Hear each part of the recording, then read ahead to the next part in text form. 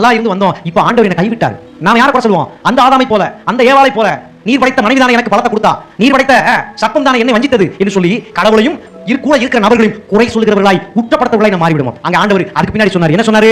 நீ உன் முகத்தின் வேர்வையால் உழைத்து சாப்பிடு என்று ஆதாமுக்கு சொன்னார்.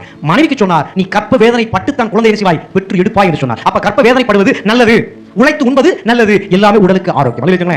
சிசேரியன் பண்ணோம்னா அந்த உள்ளுக்குள்ள இருக்கிற எல்லாமே உள்ள என்ன செய்யும்? அப்படியே தங்கிரும், வயிறு பான மாதிரி ஆயிரும்.